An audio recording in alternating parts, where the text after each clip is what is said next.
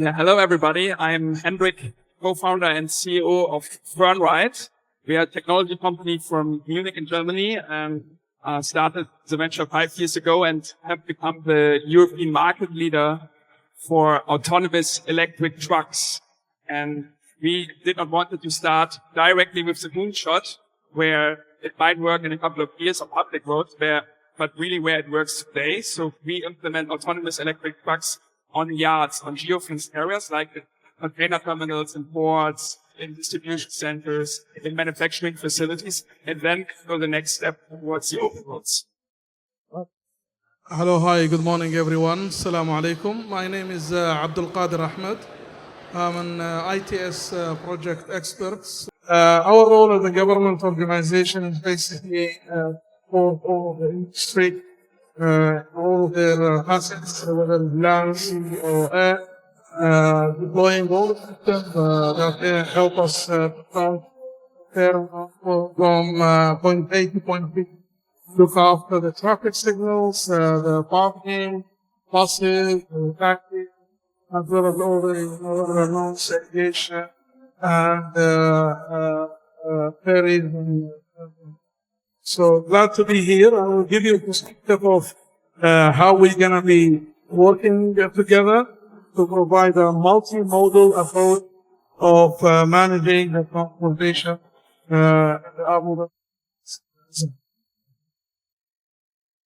Good afternoon. My name is Steve Fambro. I'm a co-founder, co-CEO of Aptera Motors out of Carlsbad, California. And Aptera, we have a really simple vision, and that's that every journey should be powered by the sun.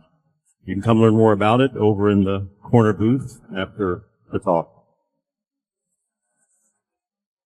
Good morning, everyone. My name is Xucheng Li. I'm from Shenzhen Urban Transport Planning Center.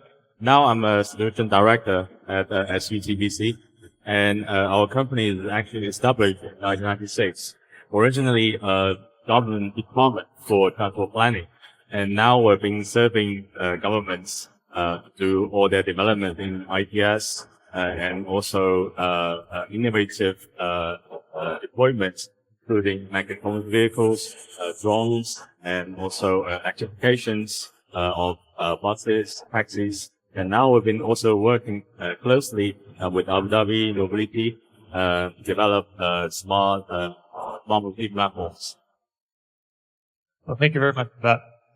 So our topic for this discussion is accelerating urban transportation. So we are at an incredible moment in history. Advanced battery technology, along with computer, hardware, and software, has not only enabled new sustainable transportation options for land, sea, and air, but also the ability for these vehicles to travel autonomously. So there are huge benefits from electrifying transportation. And the faster we make this transition, the bigger the benefit, not only for our global climate, but for the health of each of us as individuals. So speed is truly of the essence. So we are actively rethinking transportation across every sector and changing how much or how vehicles are designed and developed, produced and sold. So I believe Aptera is an extreme example of this transformation of processes. So Steve, can you share some insights into how you are experiencing some of these changes? Well, first and foremost, the speed, let's say, to adopt electric vehicles and make that transition happen. Something as simple as charging your car. So in my house, we have 3 electric vehicles. My wife, my daughter, myself. So it's like playing musical chairs, trying to find a chance to plug in and charge the car. We're always fighting over it. And I'm waiting for the day I can start driving my Aptera so that I can just park it on the street and not have to charge. So the problem isn't the capacity of electricity that's available to the grid necessarily. It's the network, the wires, the cables, the chargers necessary to bring it to the vehicle. So if you can take away most of that, 16,000 kilometers a year, just from parking in the sun, then you make adoption of electric vehicles much more easy. You take away the friction. You're not relying on the grid and the expansion to make it happen. So you really had to rethink how to design the vehicle, how it's developed, and how you're producing it as well, right? So completely, what Aptera does is just completely different processes than traditional auto manufacturing. I don't know if you want to speak to any of that real briefly. Sure. So we set out really to attack the single largest cost of the electric vehicle. It's the batteries, right? The most expensive part, it's the heaviest part. So we said, how do we make electric vehicles more affordable? We're going to use less batteries. How do we do that? We have to make it the most efficient vehicle in the world. We have to reduce the weight and reduce the drag. And so by focusing on efficiency that way, we're able to reduce the size of the batteries so that it costs less, it weighs less, it charges faster, doesn't need a supercharger, fast charger, and it just makes the adaptation more easy, more approachable. It also comes down to the fact of how the vehicle is assembled. There's no welding or steel or things like that. It's just composite panels that are pressed every 6 minutes and bonded together very quickly. There's only 10 pieces instead of 200 like a typical vehicle, so it just costs less to manufacture.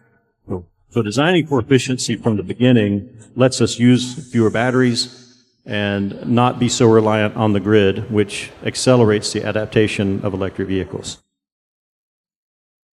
Fantastic. I think from a government point of view, what we've seen over the last few years is the increasing adoption of electric vehicles.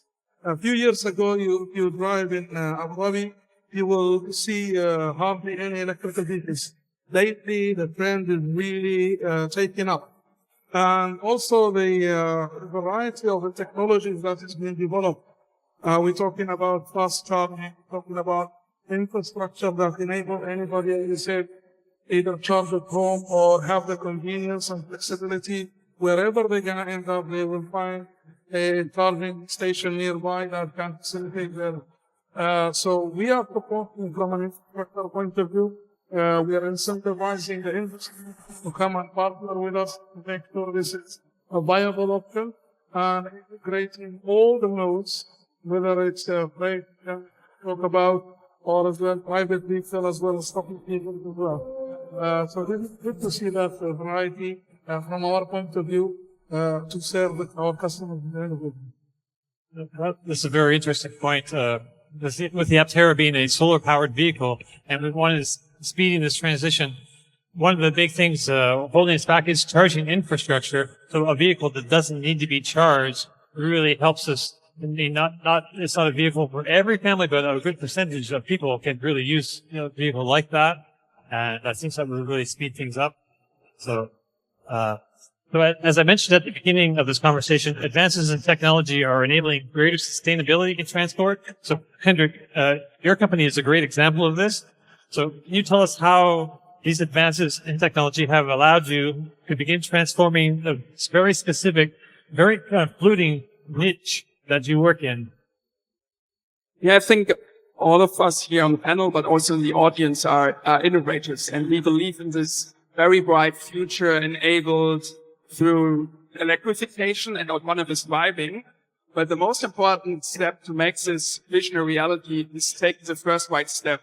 And the first right step for us in the freight industry was electrifying and automating yards where it works already today.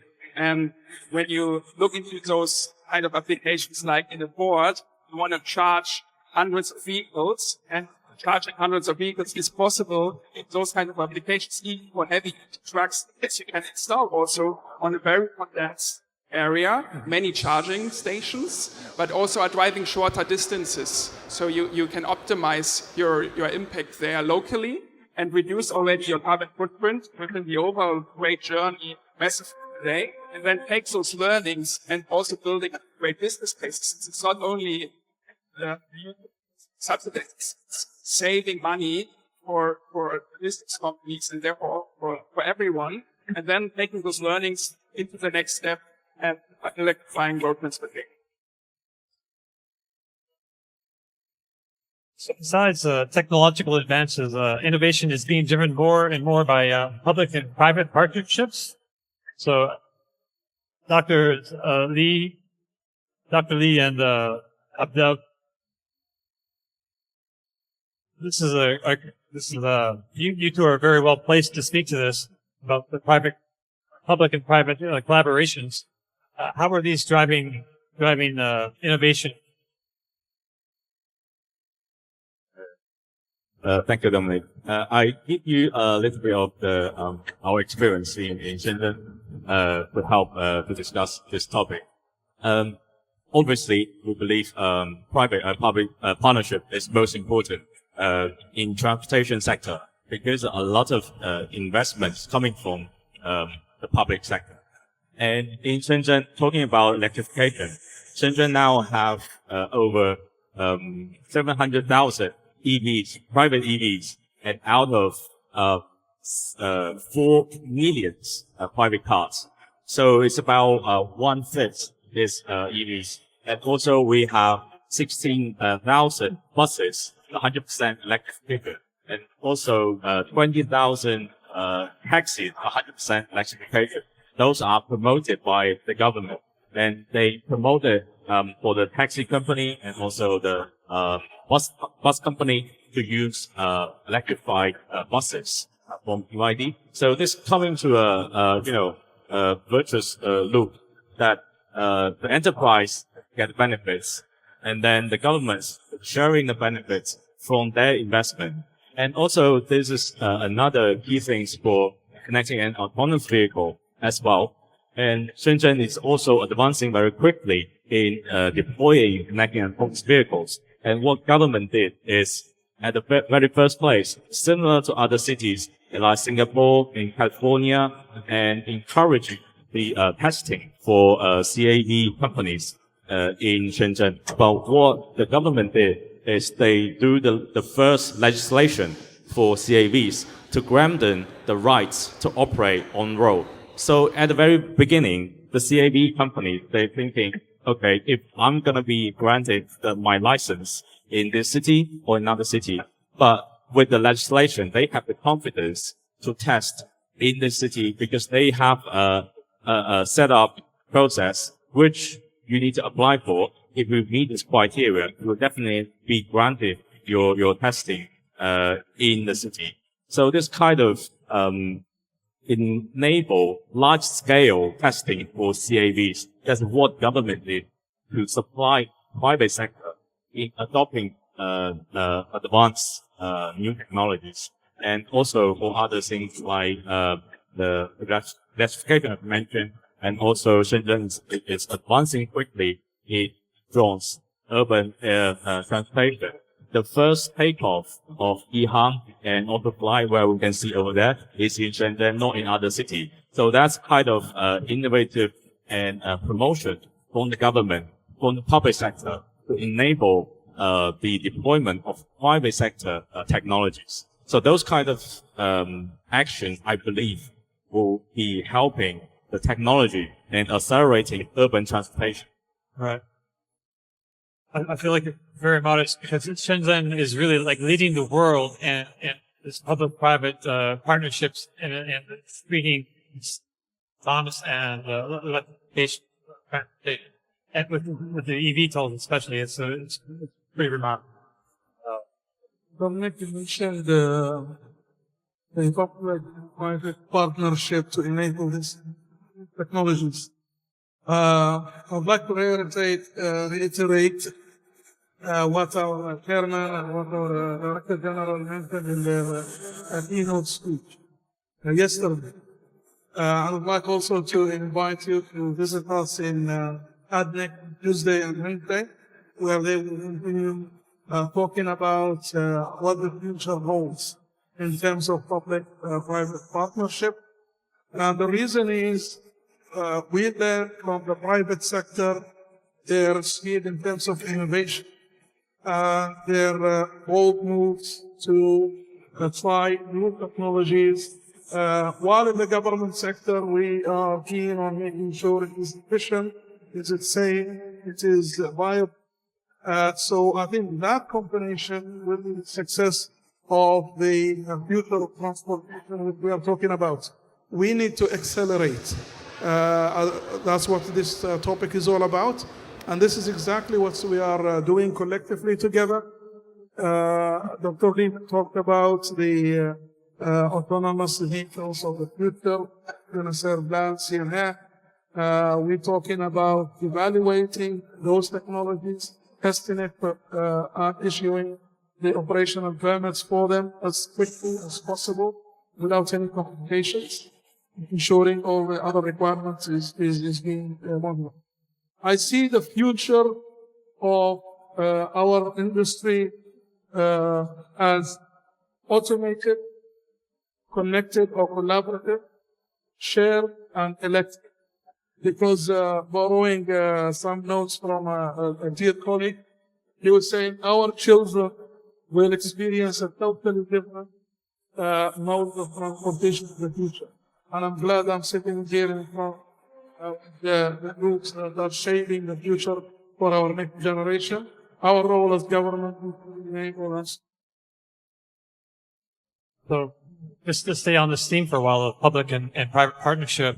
So from the government perspective, we've heard, but we have some very interesting private company CEOs. So how has your relationship, so you're based in Germany. So how has your relationship with the German government been as far as helping you develop your business? Has it been helpful? So Europe was a great place to launch the company. We have very high standards when it comes to safety, cybersecurity, compliance, and we needed to fulfill those standards from the very first day. But it was very hard, and for now scaling this globally, I think hubs like Abu Dhabi can be a very good spot in order to develop this together. As you have regulators that really want to take an active role. Germany, we are known for being sometimes a little bit slower when it comes to those kind of things, and therefore we are actively now wanting to take the next step. Places like Abu Dhabi, and therefore I see great potential when you take technology now from the yards to the hospitals. And Steve, so you work in the United States, which is not known necessarily for its streamlined government processes for regulation. How is your relationship with the U.S. government or the state governments? How have they helped you in a lot of ways, the Aptera, develop your company? I think it's two answers. It's probably similar to my colleagues where there's a federal level and a state level or a regional level. So with the United States federal government, with anything, they're very slow to act. But we've been very happy with the state of California, who is quite progressive in their adaptation of electric vehicles. We won a $21 million grant from them to help build our solar plant and our battery plant. And so at the state level, we're really seeing action, not just words, but real action to help accelerate electric vehicles. I would just like to make one point to my colleague, who with us shares a vision of the future of being all electric. In countries like the UAE, that doesn't mean a future without oil, because our vehicle is actually made from oil. The resins, the plastics, the carbon fiber all start here under the ground as oil. So all we're talking about is, instead of burning it, making it into an even higher value product and then selling that as an electric vehicle. That's a great point. Future without oil.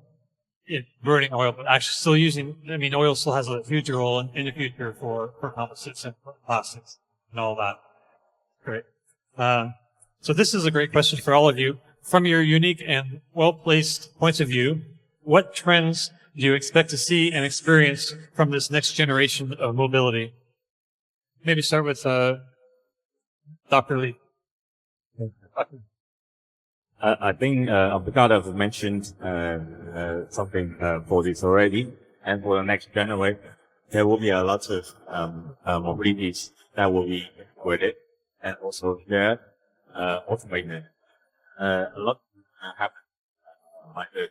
What I believe is one of the things about integration from multimodal, because just take Shenzhen as example from our experience. Shenzhen advancing very fast in deployment of metro lines.